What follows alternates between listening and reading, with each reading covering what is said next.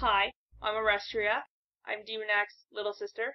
Since I'm here visiting so we can do some recording, I thought I'd also do an interview.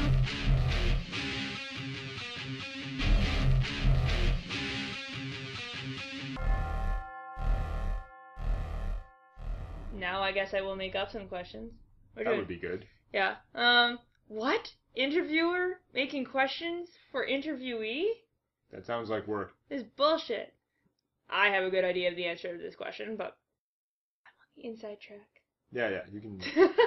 As an interviewer, you can totally ask questions that you know the answers to because you're trying to enlighten the audience in some fashion. So, how long have you known Quill18 and how did you meet him? Okay, well, how long has it been? I suck at calculating those things. Probably, it's over 10 years, I think, at this point. It's been like 10 years since I was in university, so it's probably been like 15 years. Probably 15 years then. But yeah, I met Quill in university. In first year, we had several classes that were the same. I ended up sitting next to him in assembly class, which was a horrible class with a horrible teacher. And what subject is assembly? Assembly language. Okay. So it's like there's computer programming. Well, you use programming languages, and they are awesome. They know how to do certain things. You tell it like loop here, and it knows how to make a loop. There's a lower level language that they use to write that programming language. And that's, it's still a programming language, but it's much more direct. You have to tell it how to make a loop.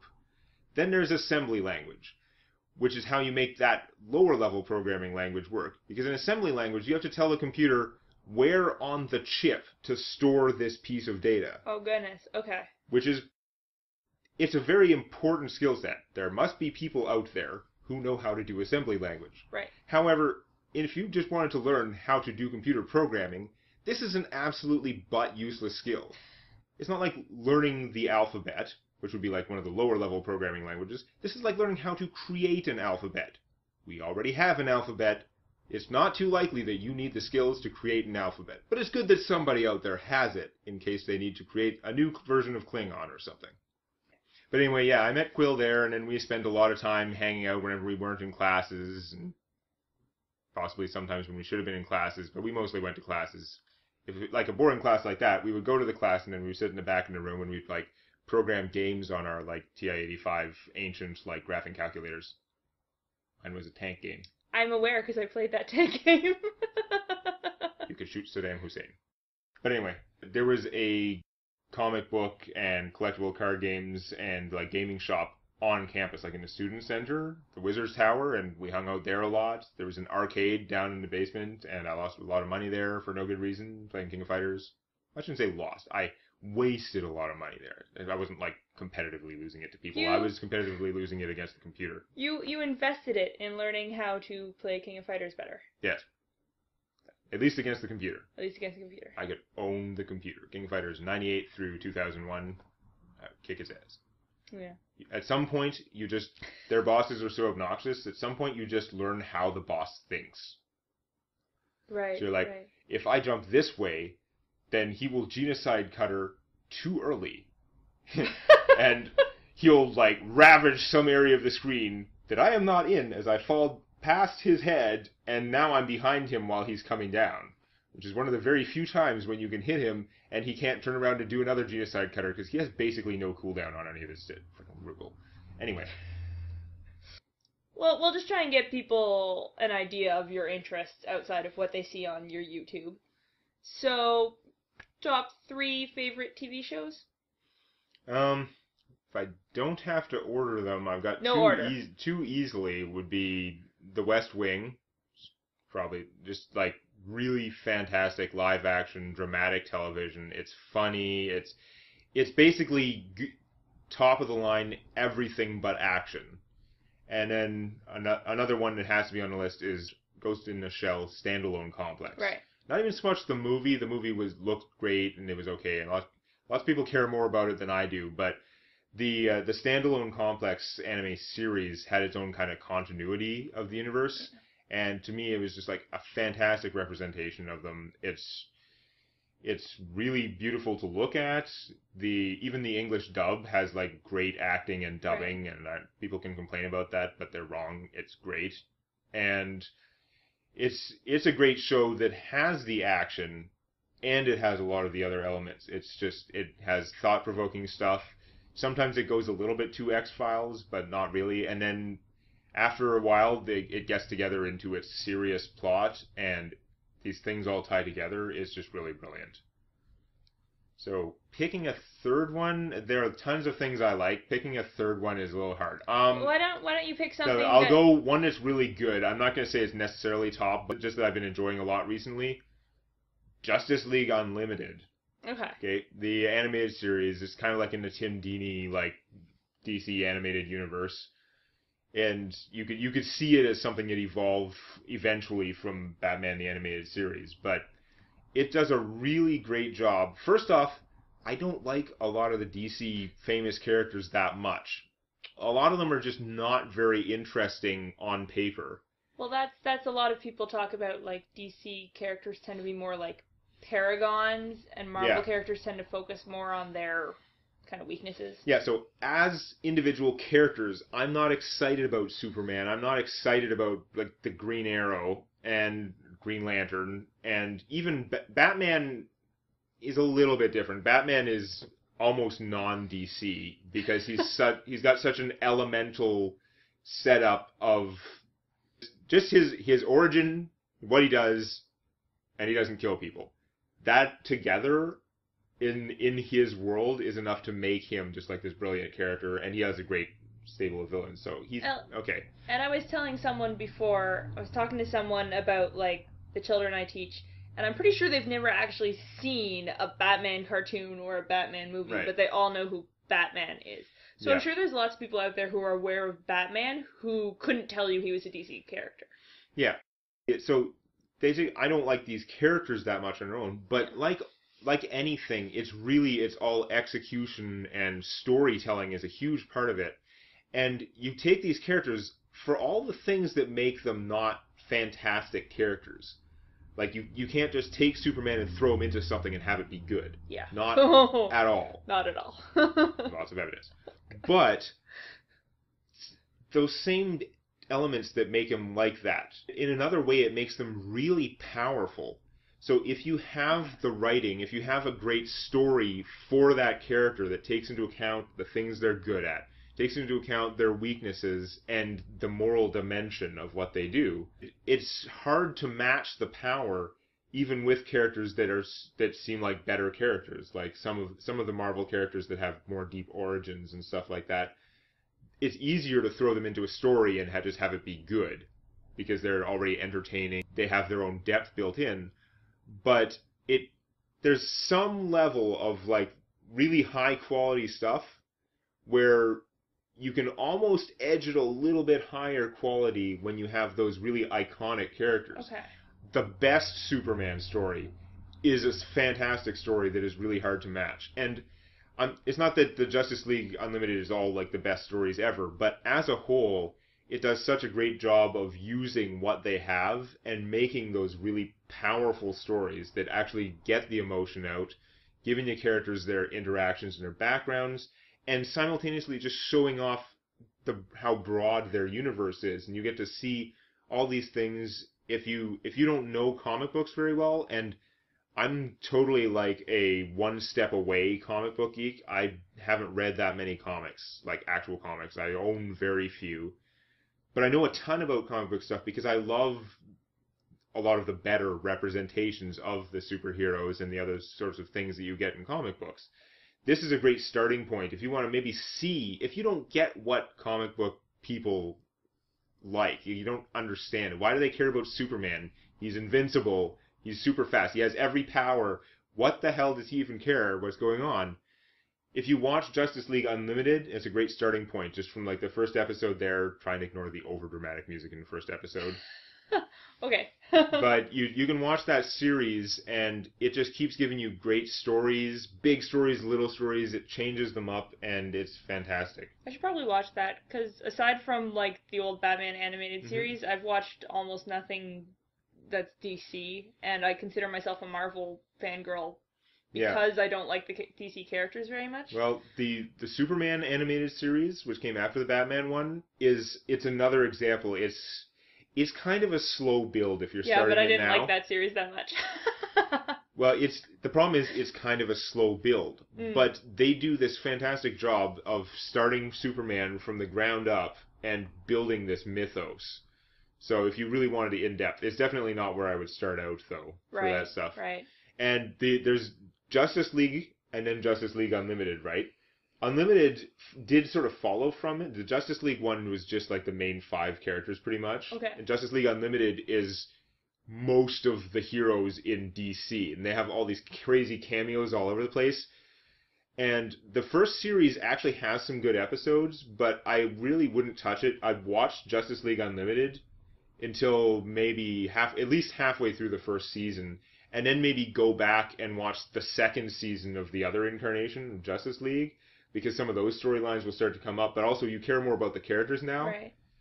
The series started kind of weak, but yeah, that's actually about how Quill went through and watched it after I sucked him into watching Justice League Unlimited, and he really likes a lot of that stuff, especially the Unlimited. Did you see Batman the Brave and the Bold? I watched a couple episodes of that. That is not my thing. Okay. There are people that like that. I mean, you could say it's like a modern version of Batman 66. Right. It's not. It's not like the continuity of Batman 66, but it's thematically that. It's like just a lighthearted Batman that you can go and tell any kind of story and do crazy things and just enjoy the medium. And I don't know, I'm not that happy-go-lucky. I really want more like depth of story and stuff like that. So it wasn't for me. I'd only heard a little bit about it, and I value your opinion on things. There are lots of people who love it. There are lots of people who never gave it a chance, and I almost guarantee there are some of those people who never gave it a chance who would actually like it. I think I need to give it a chance because I think I am happy, like a happy. I can't phrase this sentence right. I am you, but happier and go luckier. Probably. So there's a reasonable chance there. So I'll try that. Okay, so I did TV. Yeah. So how about some movies? Top 3 movies, no particular order.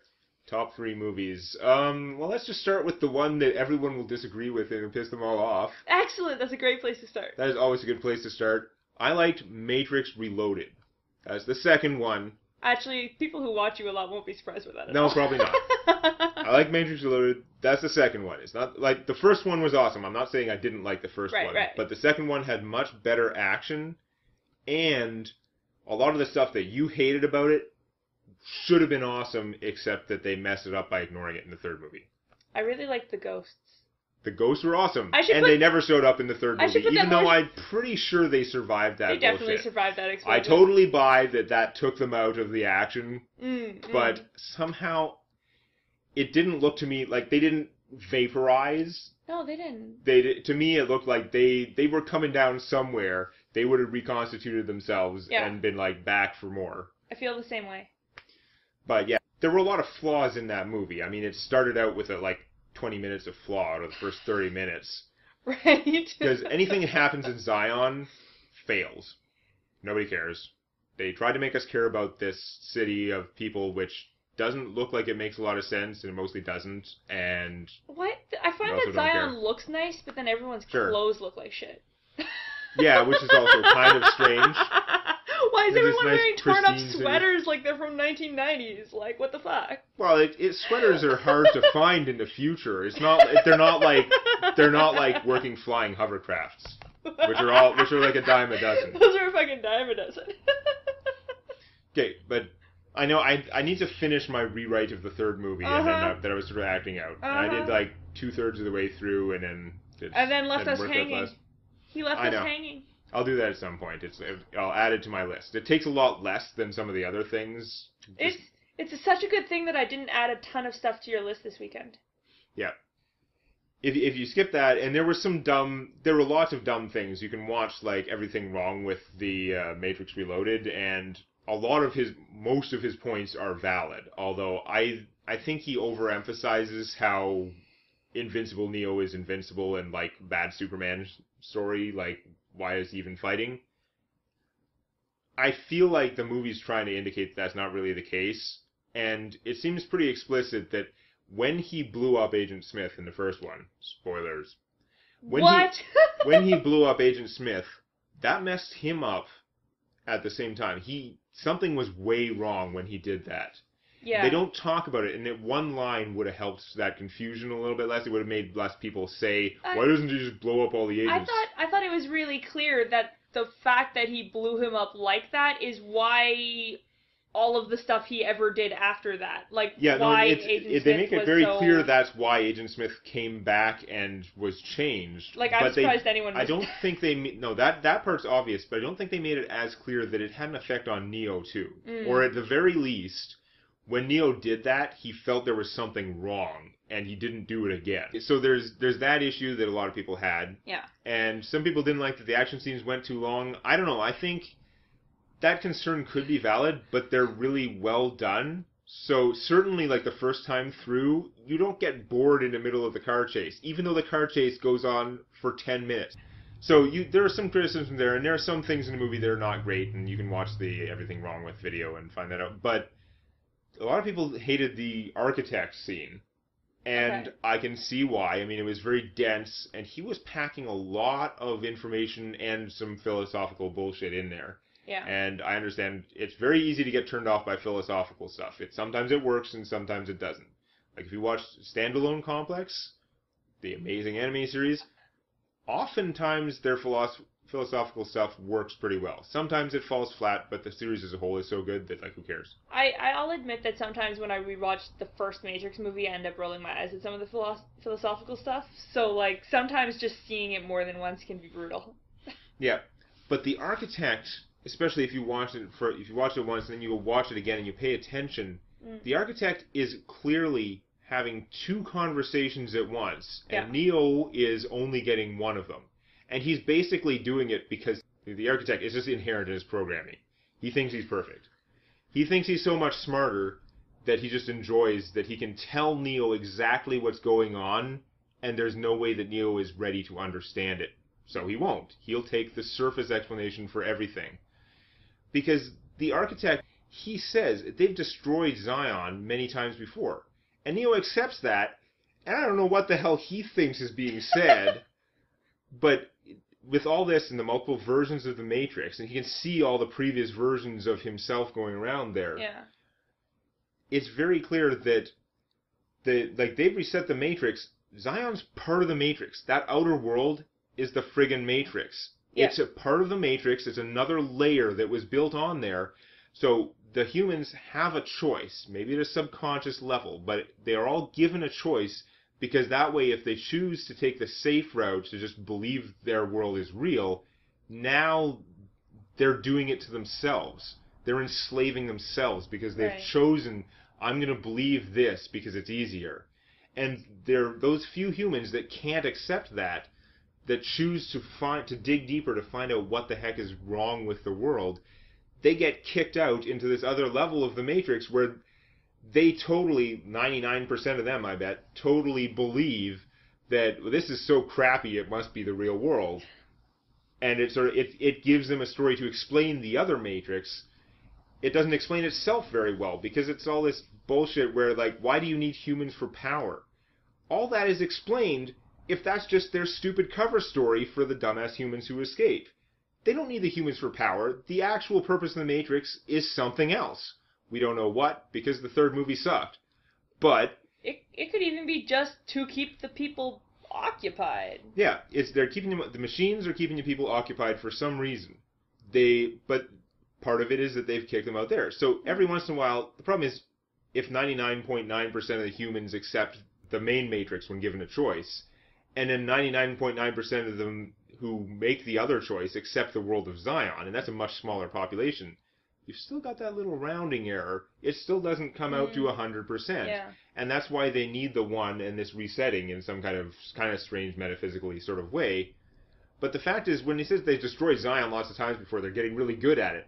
He means it's not that the humans keep rebuilding Zion somewhere else. How many different places near the Earth's core can they build this giant shaft? How many times can this, 23 humans, those people really went out there, built this giant shaft and all the hovercrafts and the life support system over a couple of generations? My ass. Yeah. But that's the point. It's not real. It's just got to be real enough to fake the humans. In my version of the story, the Council of Zion, those are like the people who supposedly like started it out.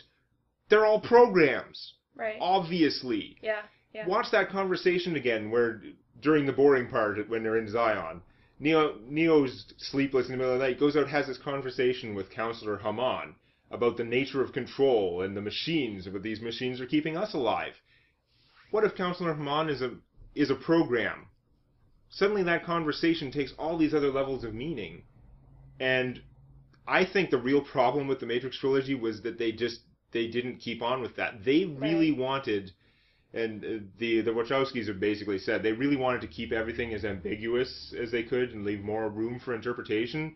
And that almost by default took them to the interpretation where Zion is a real place, which makes everything stupid and doesn't solve all these problems that would be solved if that's another level of the Matrix. Gee, why is Neo outside of the Matrix still have a superpower to force lightning all those drones? It's because it's still part of the program. Like, that part's not really open to. That's pretty straightforward. That's pretty explicit right there. That was the proof, and the fact that Agent Smith could move up into the other world is a lot... Yeah. I can sort of buy that if it wasn't the level of the Matrix, but it makes 1,000 times more sense if he's taking over the hardware the same way that agents do in the Matrix proper. Is it sad that it makes me feel really sad for Cypher? They all have a pretty crappy time. I know, but oh god. Anyway, that was one. That was one. Favorite is always such a hard thing because again there are lots of good things. If you like this, please click the eponymous button.